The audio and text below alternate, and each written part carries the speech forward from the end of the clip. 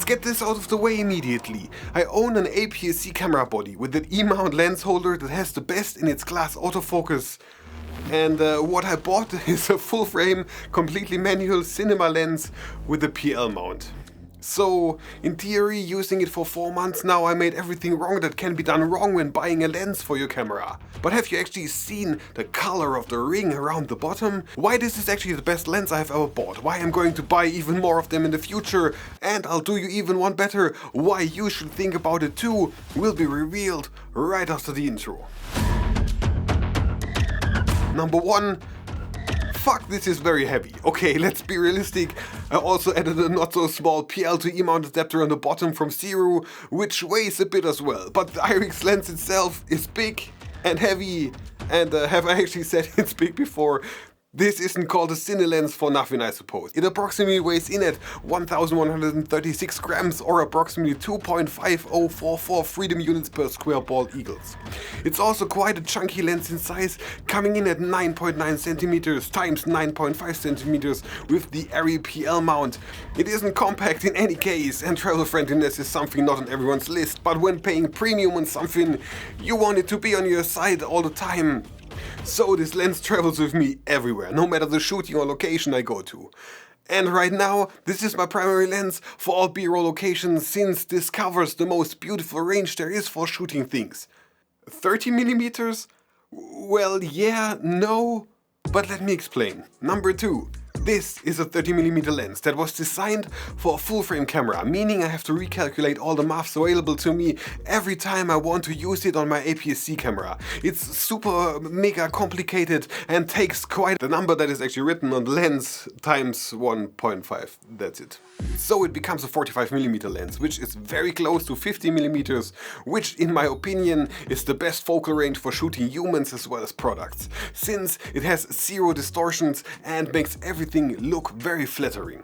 Of course, this means that when buying into a cinema lens range like I did, but only having an APS-C camera, you always have to consider buying a tighter lens than you normally would. In this case, to get a nice lens in the, let's say, 20mm range, I would need to get the 15mm or even the 11mm instead. Number 3. Weather sealing and build quality. Well, anything else would have been a shocker, I guess. This lens is weather sealed, the PL mount has 4 rubber O-rings, making this baby useful no matter the conditions outside. Asterisks. But this does not mean that you should dunk it into water or go take a swim with it.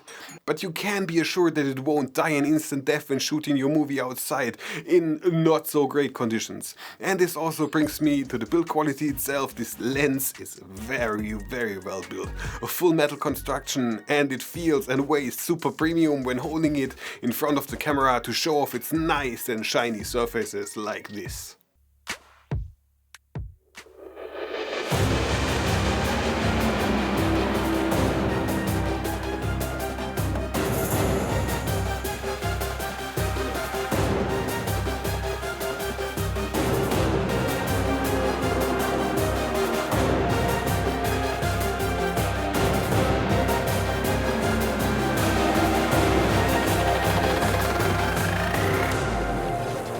There are 2 rings around its body, one is for the focus and the other one is for aperture. Number 4. Focus distance and other shenanigans.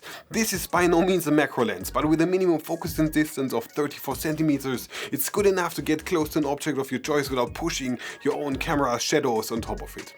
The results are what I expected, and shooting details as well as wider shots is all still manageable and very good with this lens. Number 5. The rest of the specs. It has 11 iris blades, the focus ring can be turned up to 180 degrees, which gives you quite a bit of flexibility and control over the length of a focus pull. When combined with an automated focus puller or someone who actually knows their craft, an unprecedented amount of confidence in getting the shot you want.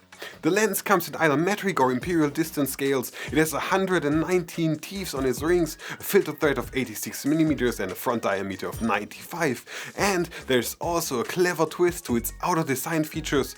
that I haven't actually seen on any other lens before. A third ring that has a dent in its inside so that it can be shifted around the lens. I wasn't sure what it was actually designed for until I realized that this is for your focus system and gives you the flexibility to mount it the way you like, no matter the orientation. It's pretty genius actually, and I would like to see this on even more lenses in the future. And then there's also a small lens support foot added to the barrel, which lets you put the camera flat onto any surface without the angst that everything topples down and gets destroyed. This is actually detachable by 2 screws and can be fixed either on the top or on the bottom. Number 6, I'm actually holding the lens with my feet right now. The magnetic mount system. This is also something very tiny and normally insignificant to why you should buy a Cine lens in the first place. But all those tiny things actually add up in the end and become, well, something bigger. In this case, it's just convenient to be able to put a filter on your lens without screwing it in every single time if you're not using a mate box. But well, guess I was too stupid and bought the wrong filter system since, well, mine is still the old screw-in system. But the filter itself, in this case an ND filter, is pretty good and doing its job very reliably. Number 7. Well, it's time for the image itself. The lens can open up to a t-stop of 1.5, which is great for those super shallow depth of field shots that everyone and their grandmas actually like so much. It's pretty much sharp throughout the bank, becoming its best, in my opinion, at T2 and T2.8, and the clarity of the image is great and very much what I was actually looking for. With minimal focus breathing as well as almost no distortion, it guarantees that you always get what you see through your monitor.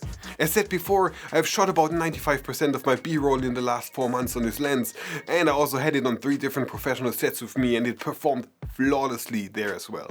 Sharpness wise, you get what you expect from a film lens. Here's a comparison: the same focal length shot on the same camera with 2 different lenses. One is the Sigma 18-50 and the other is the Irix 30mm. As you can see, there is a clear difference in terms of the image and the sharpness both lenses produce. But as always, personally, the image and how you like it will always be a subjective thing. Speaking of subjective things, let's have a look at some of the footage I shot with this lens and the Sony FX30 in an almost perfect symbiotic connection, and afterwards talk a bit more about my experience as well as the conclusion to this video.